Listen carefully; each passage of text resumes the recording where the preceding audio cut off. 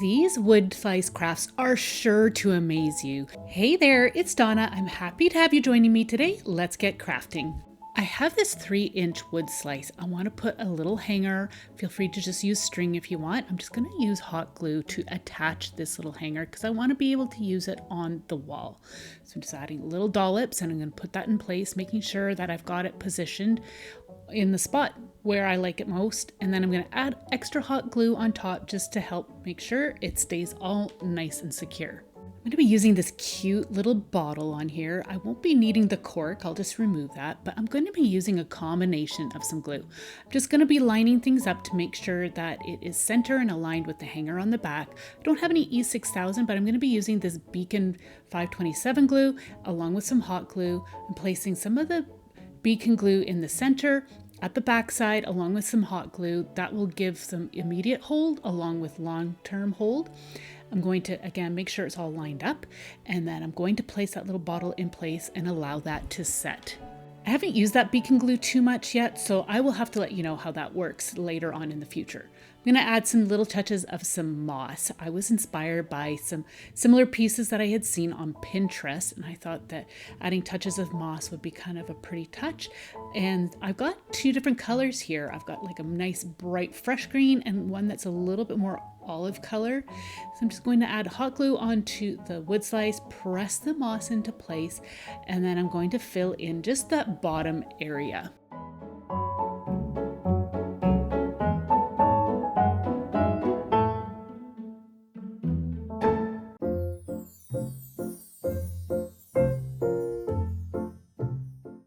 So this is how it's looking so far. I decided I wanted to add some faux leaves. I got these from Dollar Tree and I'm just going to cut them down.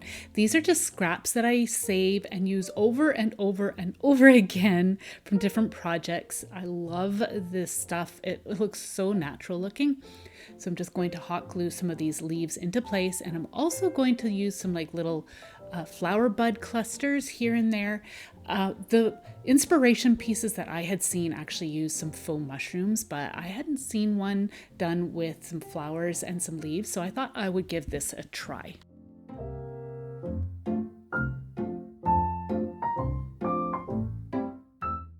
So as I was looking at this, I'm like, I think I got a little bit too much moss. So I decided just to remove some of that. And the glue did come off of the wood slice with a little bit of work. And I just removed some of that and I thought it would look so much better. I felt like the jar was just hiding a little bit. I'm adding some dollops of some hot glue in some blobs just to help even the touch points with the hanger. So then when it's against a wall, it will lay a little bit flat instead of being angled, since that hook was kind of poking out a bit. Now I'm going to fill my little jar with some water. This is optional. You can put some resin in here instead, but I wanted to put some real leaves for propagation in here. I thought it would be so fun. That was, again, inspiration that I had seen on Pinterest, but I think this is so cute. I love how this turned out. And it's such a unique way to propagate plants.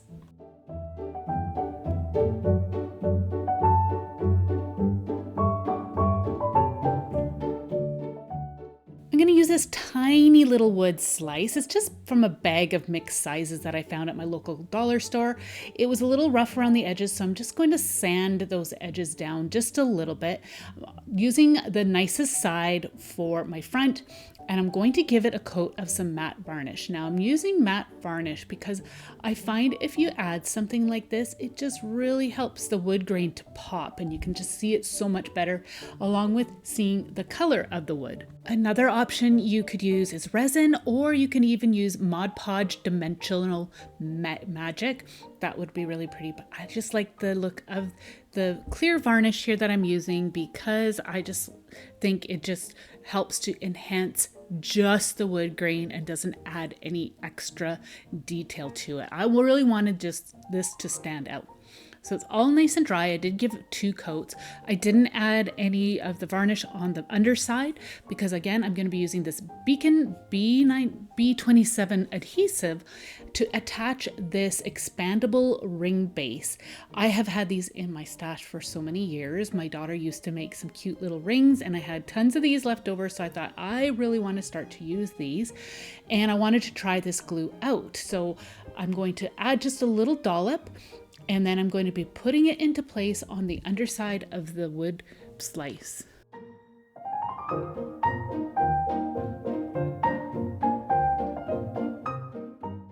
Then all you'll need to do is set it aside upside down like this and let that glue set. The glue has set. It took several hours, but I'm just going to go ahead and try it on and then adjust the ring. And it was as simple as that. And I love how original this looks.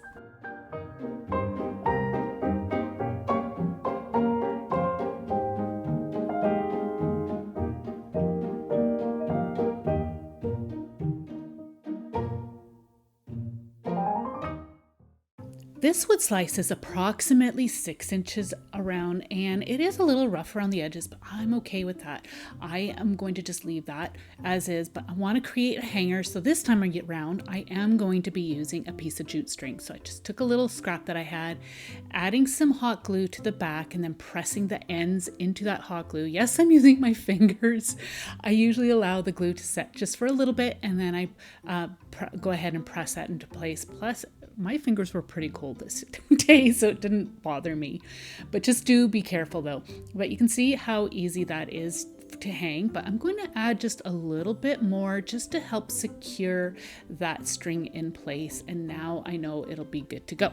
I've got all these natural elements that I have foraged and this beautiful branch that's got some lichen on it. I think it's just such a fun branch.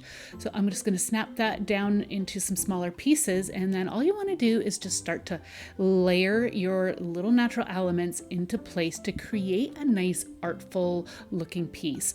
I'm going to be using these, I think it's called a rooster tail fungus. I'm not 100% sure, but I just snap that off of a log and I'm just adding some little pieces here and there. Again, I was inspired by some pieces that I had seen on Pinterest. They used all kinds of different natural elements. You could add some faux mushrooms if you'd like, some florals. This is some preserved reindeer moss. I like the touch of some green added in. It just adds a little touch of color and helps to break up all those neutrals. These are some hemlock pine cones that I had found in the forest. I also have some cedar cones. And I think that was about all I used for this piece, but you can use anything that you find out there in the forest on your nature walks.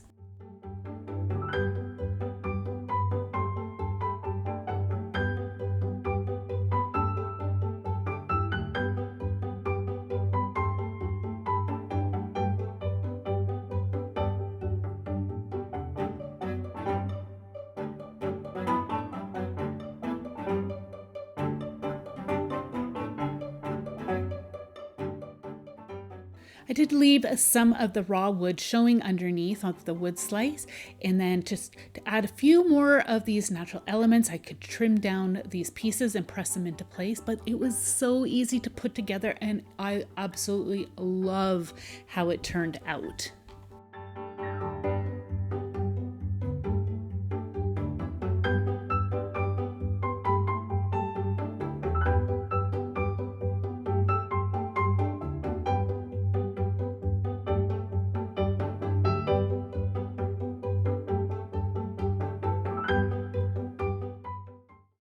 Two wood slices. They're approximately 1.5 to 2 inches in diameter, and I wasn't sure which one I wanted to use at this point. You're also going to need an eye hook and something to poke a hole. You could even drill a hole.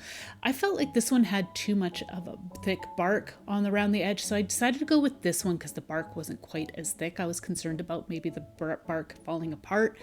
So all I'm doing is taking my awl and pressing a hole into it, and that is going to be the guide for my eye hook. Now I'm using these ones here. You can see the size, and then all I usually do is just take it and start to twist it and push it into that hole. I will use needle nose pliers to help just get some strength as I'm pushing it into that hole. You can add a little bit of wood glue as well.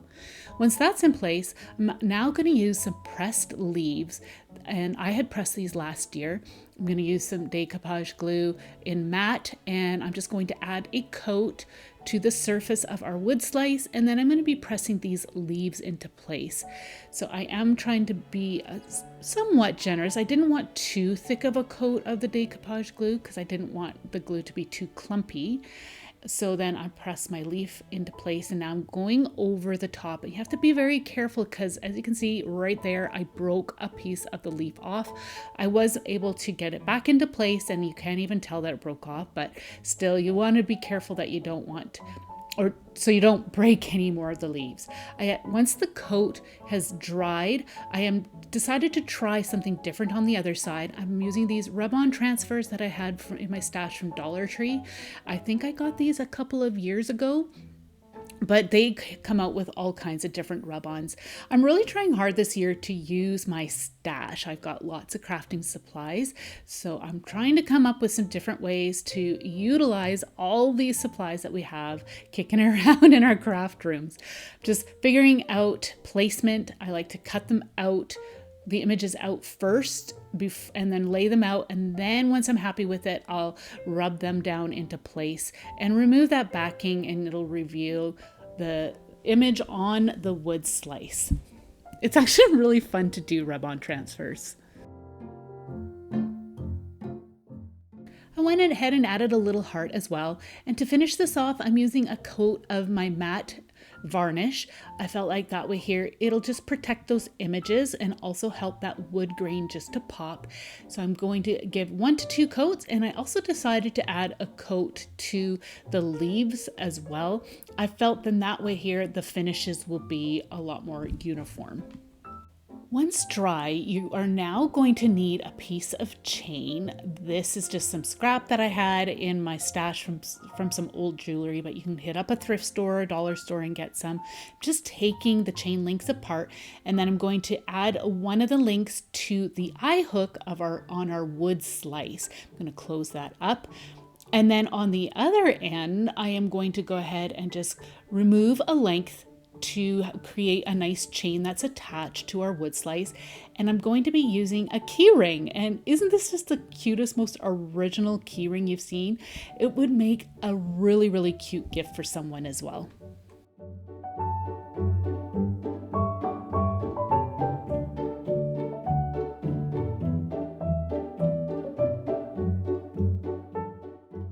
So for this project, I do recommend that you use cardstock. I ended up using this neutral toned paper from Strathmore, and it turned out not to be thick enough, but I would do the same process of assembling this project using some cardstock. So I'm going to show you the process using this particular paper, but I would use a neutral colored cardstock. So you're going to fold your paper or cardstock in half to find the center of that page. And then you can see I've got 2 wood slices, and I was just trying to figure out how many sections I could get out of this paper. So I'm using a paper trimmer, and I'm going to cut down that center line that we created. Of course, you can just use a ruler and a craft knife. Now I'm going to be using a scoreboard. You don't have to use this step. You could just measure out sections of your paper. I'm just figuring out how wide I want my sections of paper to be, and then I'm going to score it. But you could use a ruler and an embossing tool. That's what I used to use before I had a scoreboard, but I will admit having a scoreboard definitely makes this job a little bit easier. So I'm going 3 inches, but in hindsight, I should have gone a little bit narrower, and you'll see why here in a moment. But what we're doing is creating an accordion fold, and I'm going to be doing this with both sets of those papers. So you can see I've got the 2 pieces here, and we're going to be attaching those 2 pieces together. And I'll tell you why I should have made this a little bit narrower here in a moment. But first, we're going to attach these 2 pieces together. I'm going to use some strong double-sided tape. This is some that I think I got it from Dollar Tree. I'm not 100% sure. I don't know if they still have it or not. You'll have to check your store, but I know you can use any of your favorite paper glue, paper adhesive. You don't have to use the double-sided tape, but I wanted to use this because it works really well on the paper. So you can see I'm going around the edge, and then I'm going to fill in the center as well. I'm going to burnish down that double-sided tape, and then I'm going to remove the backing and line everything up and put the 2 pieces together.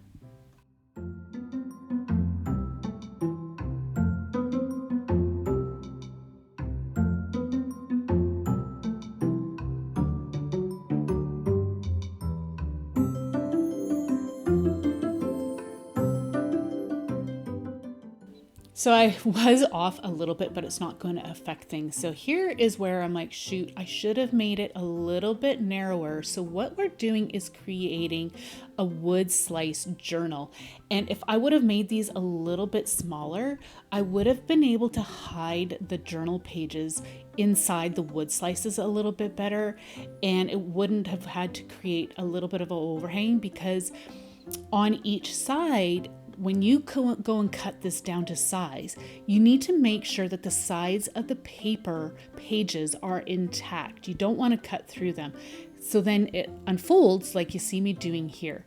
But now I've got a little bit of a paper edge sticking down because I had to do that. So it's a bit of trial and error. So you'll have to just fool around and see what size you'll need for the wood slices you're going to be using.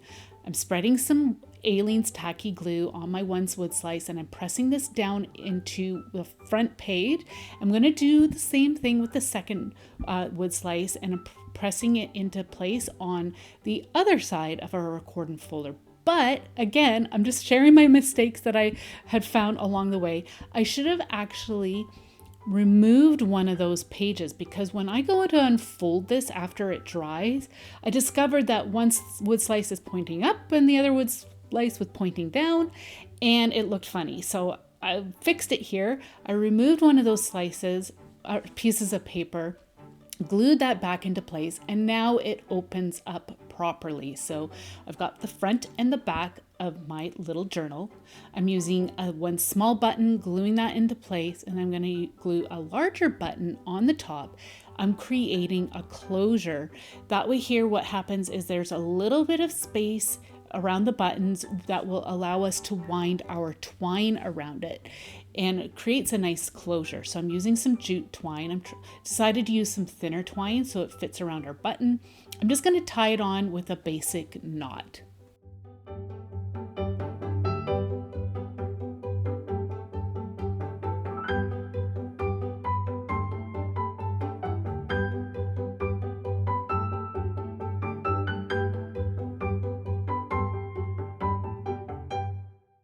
Now I'm going to go ahead and I'm going to start to wrap this around. I am trimming off the excess. You could leave that if you'd like though, but now I'm going to just wrap it around, and I am going kind of underneath the button, wrapping it around a few more times. And then I'm going to actually take the tail end of that twine, wrap it around the button fully, and now you have a nice little closure. I decided to add a little bit of a laser cut butterfly just as a little embellishment at the end of our string. I thought it was just a cute little touch, but I think this is really cool. I can't wait to start to play around in our little wood slice journal. Let me know what you think. Also, let me know if you would have done things a little bit differently on this project. I always find that it's very, very helpful. I have some more nature-inspired projects for you to check out in this playlist right here. I want to thank you so much for joining me today, and we will see you in the next one. Take care. Bye.